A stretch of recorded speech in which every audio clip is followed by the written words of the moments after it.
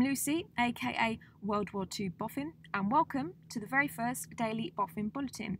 Quick intro for you, just to give you an idea as to what the bulletin is going to be about.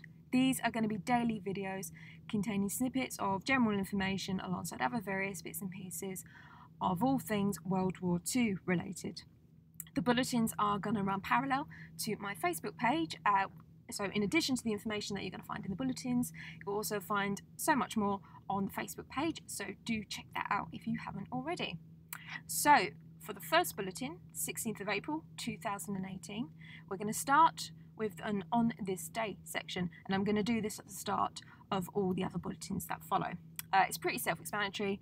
I'm just going to highlight a couple of events that took place on the same day at some point during the Second World War. So first, on this day, 16th of April 1940, the British 24th Infantry Brigade landed at Harstead, north of Narvik in Norway. In 1941, armistice negotiations begin between the Yugoslavians and the Germans after 10 days of Yugoslavian resistance against the invading German forces. Also on this day in 1941, the British aircraft carrier HMS Furious is damaged in another day of German bombing during the Belfast Blitz. In 1942, the Japanese 41st Infantry Regiment invaded the Philippine island of Panay. In 1944, Soviet forces cleared out the last pockets of German resistance at Yalta, which had been occupied by the German army since the 9th of November 1941. And perhaps the most significant event on this day during World War II, in 1945, the Battle of Berlin, the final colossal confrontation between Germany and the Soviet Union, begins.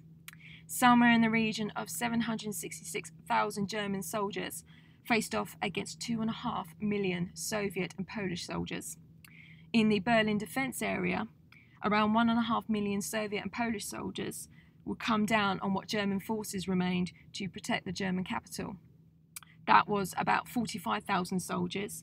The rest of the city's defence was supplemented by the police force, the Volkssturm, People's Storm, which was the national militia, and very tragically, many members of the Hitler Youth.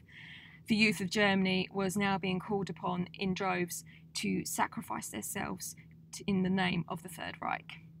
Also on this day in 1945, off Flag 4C, a POW camp in Colditz Castle, was captured by soldiers of the US First Army. Colditz had become one of the most noted German POW camps for captured enemy officers during the war. And that concludes on this day. On to the next item. I've chosen a couple of bits of information from the UK National Archives based in Kew Gardens.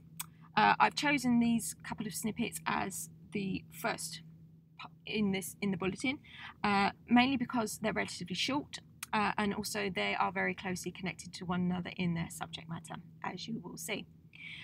So this information is taken from 2 British cabinet meetings that took place in April 1933.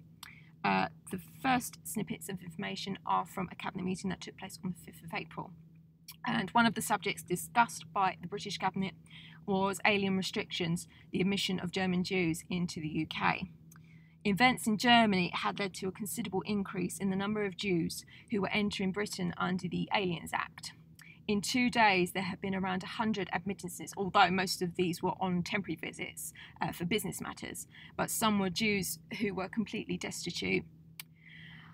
Reps of the Jewish community had visited the Home Office with a proposed scheme to provide money and work for destitute Jews. They anticipated that the numbers might be as high as 3,000 to 4,000. The Home Secretary stated that the matter was complicated, but the Cabinet agreed that a committee would examine the proposals made to the Home Secretary on behalf of the Jewish community. There was then a British Cabinet meeting on the 12th of April, and one of the subjects discussed again was Germany and the recent persecutions of Jews and others in the country. A dispatch had been received by the Foreign Secretary, who at that time was Sir John Simon, from the British ambassador in Berlin on the persecution of Jews and others in Germany. There was debate amongst the cabinet over whether the dispatch should be published. The Prime Minister, who at that time was Ramsay MacDonald, suggested that in the parliamentary debate the following day, the Foreign Secretary might say something about the general European situation. To quote here, The recent episode in Germany was not a negligible factor in that situation. International affairs were delicate at the best, but recent events have come on the public with something of a shock. In the end, the cabinet decided against making the dispatch public in the interests of the Jews in Germany.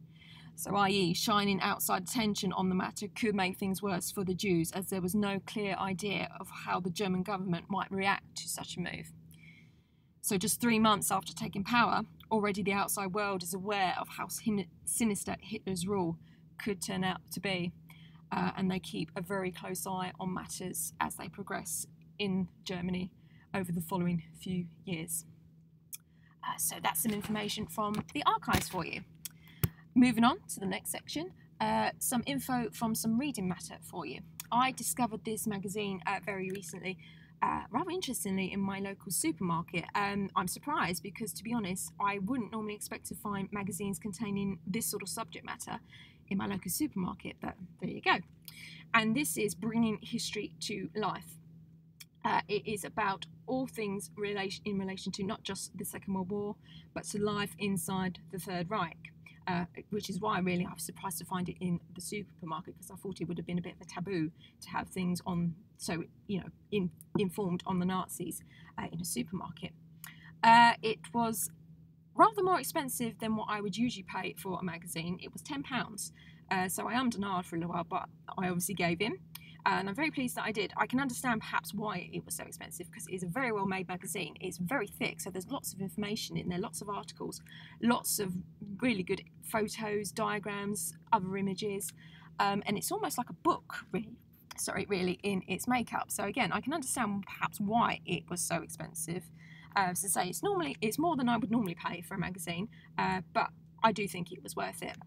As I say, there are loads of articles in there, really good photos, diagrams, various bits of information. In this particular episode of the magazine, there's good articles on the Hitler Youth, the Gestapo, and how they were helped by civilians to track down people they had on their lists, and also Jews who survived in secret persecuted groups who went underground. Just to give you a quick example of one of the articles, one of the main articles that is in here. This is one of the first that start off the magazine. Germany works its way out of a crisis. This is all about how the Nazis, Adolf Hitler, pulls Germany out of the economic mire that it has found itself in with an extensive building programme. Unemployment keeps falling, and the Nazis are hailed as a financial miracle for the workers. But the success is hollow.